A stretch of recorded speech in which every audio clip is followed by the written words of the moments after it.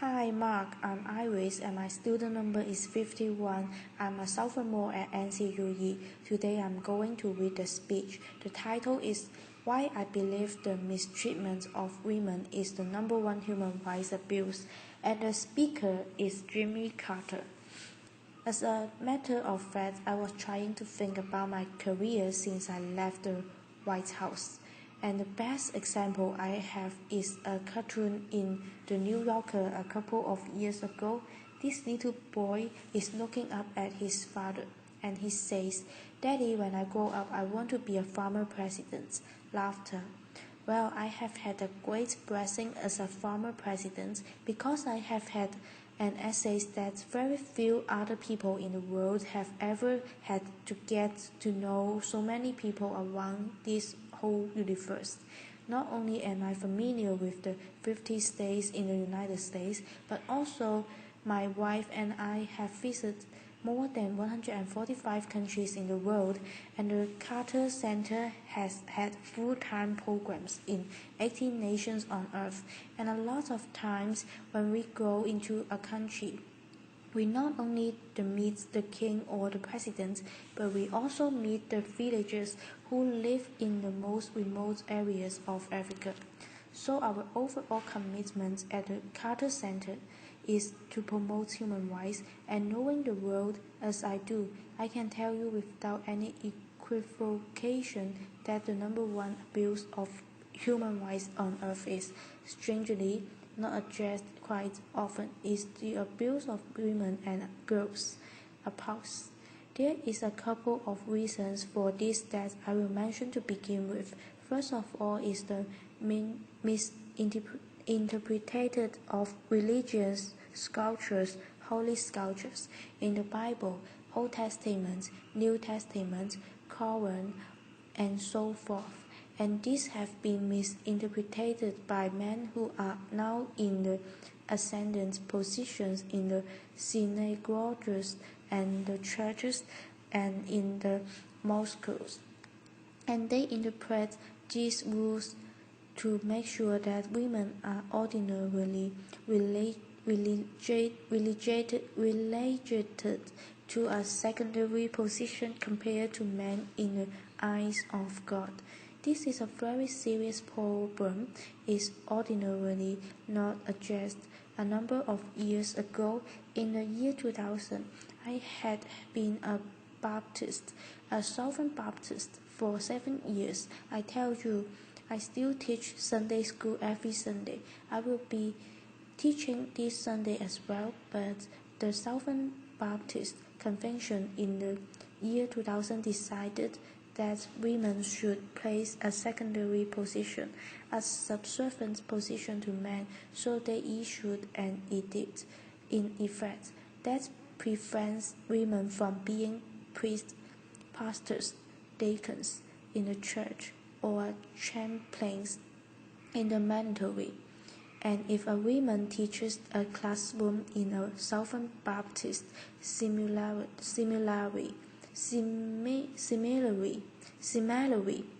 they cannot teach if a boy is in the womb, because you can find verses in the Bible.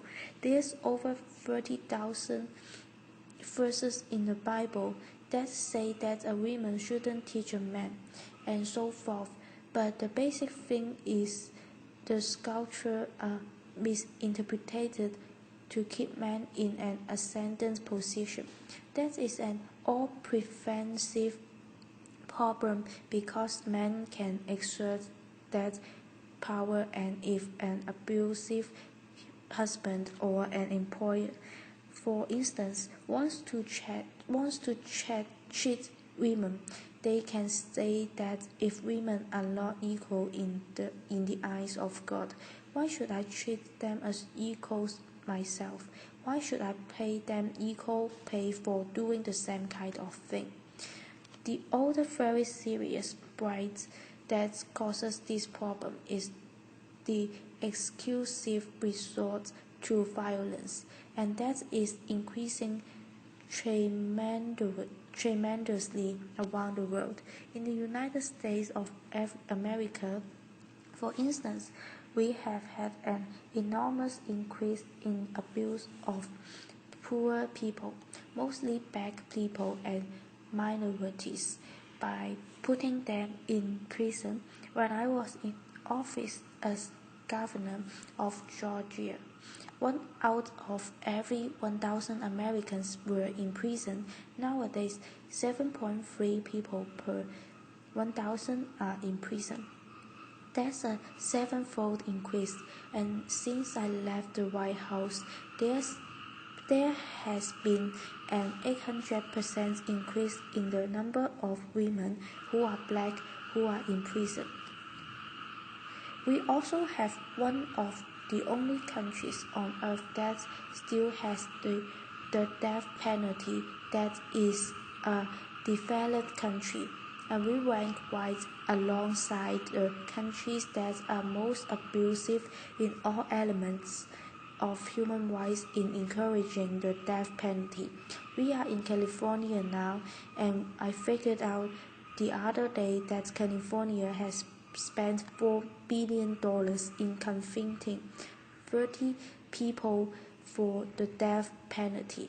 If you add that up, that's $307 million it cost California to send a person to be executed. Nebraska this week just passed a law abolishing the death penalty because it costs so much a pound. So the resort to violence and abuse of poor people and helpless people is another cause of the increase in abuse of women. Let me just go down a very few abuses of women that concern me most, and I will be fairly brief because I have a limited amount of time, as you know. One is genital mutilation. Genital mutilation is a horrible and not known by American women, but in some countries, many countries, when a child is born that's a girl, very soon in her life, her genitals are completely cut away by a so-called cutter, who has a razor blade, and in a non-sterilized way, they remove the exterior parts of a woman's genitalia, and sometimes in more extreme cases, but not very rare cases, they sew the orifice up so the girl can just urinate or menstruate, and then later, when she gets married, the same cutter goes in and opens the orifice up so she can have sex. This is not a rare thing, but although it's against the law in most countries, in Egypt, for instance, 91% of all the females that live in Egypt today have been sexually mutilated in that way. In some countries, it's more than 98% of the women are cut that way before they reach maternity. This is a horrible affection on all women that live in those countries. Another very serious thing in honor killings, where a family with misinterpretation again of a holy scripture. There's nothing in the Quran that mandates this, will execute a girl in their family if she is raped, or if she marries a man that her father does not approve, or sometimes even if she wears inappropriate clothing, and this is done by members of her own family. So the family becomes murderers when the girl brings so-called disgrace to the family. An analysis was done in Egypt not so long ago by the United Nations, and it showed that 75% of these murders of girls perpetrated by the father, the uncle, or the brother, but 25% of the murders are conducted by women. Another problem that we have in the world that relates to women particularly is slavery, or human trafficking is called nowadays. There were about 12.5 million people sold from Africa into slavery in the New World back in the 19th century and the 18th century. There are 30 million people now living in slavery. The United States Department of State now has a mandate from Congress to give a report every year, and the State Department reports that 800,000 people are sold across international boundaries every year into slavery, and that 18% of those sold are women. Into sexual slavery in the United States right this moment, 60,000 people are living in human bondage or slavery. Atlanta, Georgia, where the Carter Center is located and where I teach at Emory University, they have between 200 and 300 women. People sold into slavery every month is the #1 place in the nation because of that. Atlanta has the busiest airport in the world, and they also have a lot of passengers that come from the southern hemisphere. If a brothel owner wants to buy a girl that has brown or black skin, they can do it for $1,000. A white-skinned girl brings several times more than that, and the average brothel owner in Atlanta and in the United States now can earn about $35,000 per slave.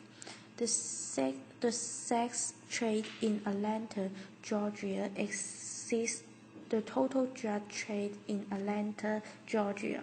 So this is another very serious problem, and the basic problem is prostitution, because there's not a whole house in America that's not known by the local officials, the local policeman, or the chief of police, or the mayor, and so forth. And this leads to one of the world's problems, and that is that women are brought increasingly and put into sexual slavery in all countries in the world. Sweden has got a good approach to it. About 50 to 20 years ago, Sweden decided to change the law, and women are no longer prosecuted if they are in sexual slavery, but the brothel owner and the pimps and the male customs are persecuted, and prostitution has gone down.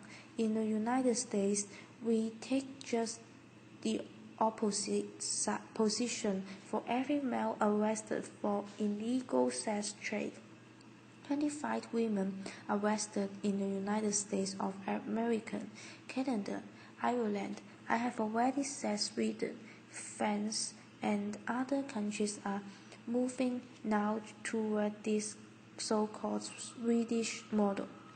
That's another thing that can be done. We have two great institutions in this country that all of us admire, our military and our great university system.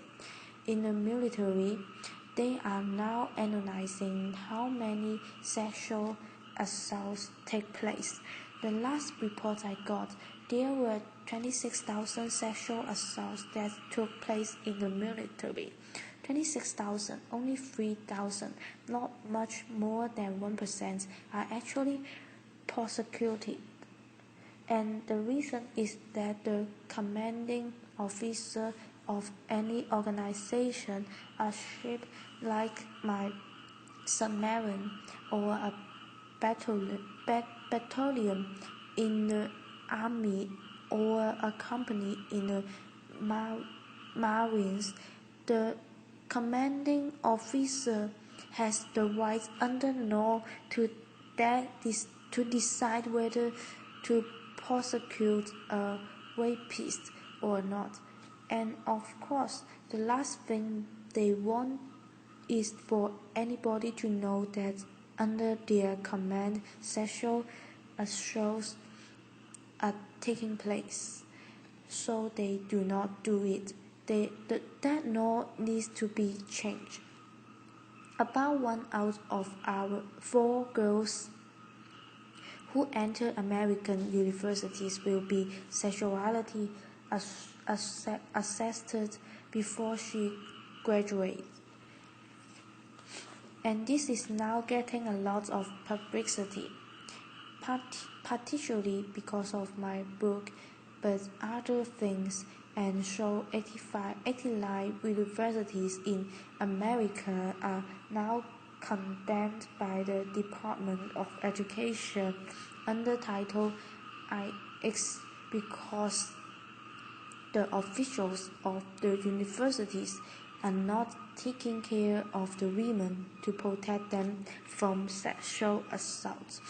The Department of Justice says that more than half of the rapes on a college campus take place by serial rapists, because outside of the university system, if they rape somebody, they will be prosecuted, but when they get on a university campus, they can rape with impunity. They are not prosecuted.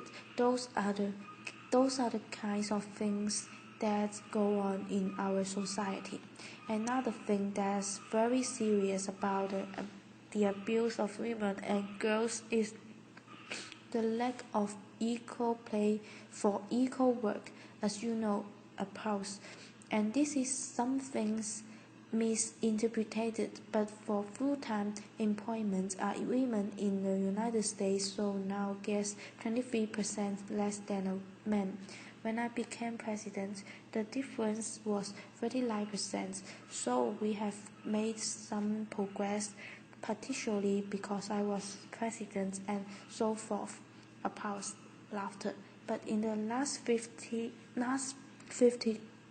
years, there has been no progress made, so it has been just about 23 or 24% difference for the last 50 years. These are the kind of things that go on. If you take the Fortune 500 companies, 23 of them have women CEOs out of 300, and those CEOs, I need not tell you, make less on an average than the other CEOs. Well, that's what goes on in our country. Another problem with the United States is we are the most warlike nation on earth. We have been the war with about 25 different countries since the Second World War. Sometimes we have had soldiers on the ground fighting. The other times we have been flying overhead dropping bombs on people. Other times, of course, now we have drones that attack people and so forth. We have been at war with 25 different countries or more since the Second World War. There was 4 years, I won't say which ones, where we didn't oppose. We didn't drop bomb. We didn't launch a missile. We didn't fire a bullet. But anyway, those kinds of things, the result, the violence and the misinterpretation of the Holy Scripture. are what causes and the basic causes of abuse of women and girls. There's one more basic cause that I need not mention, and that is that in general, men don't give them a pulse. That's true. The average man that might say, I am against the abuse of women and girls quietly accepts the privileged position that we occupy. But this is very similar to what I knew when I was a child, when separate but equal had existed. Racial discrimination legally had existed for 100 years, from 1865 at the end of the war between the states, the Civil War, all the way up to the 1960s, when Lyndon Johnson got the bills passed for equal rights. But during that time, there were many white people that didn't think that racial discrimination was okay, but they stayed quiet because they enjoyed the privilege of better jobs, unique access to jury duty, better schools, and everything else, and that's the against discrimination against girls and women. They enjoy privileged position, and it's very difficult to get the majority of men who control the university system, the majority of men that control the military system, the majority of men that control the governments of the world, and the majority of men that control the great religions. So what is the basic thing that we need to do today? I would say the best thing that we could do today is for the women in the powerful nations like this one. And where you come from, Europe or so forth, who have influence and who have freedom to speak and to act, need to take the responsibility on yourselves to be more forceful in demanding an end to racial discrimination against girls and women all over the world. The average woman in Egypt doesn't have much to say about her daughters getting genitally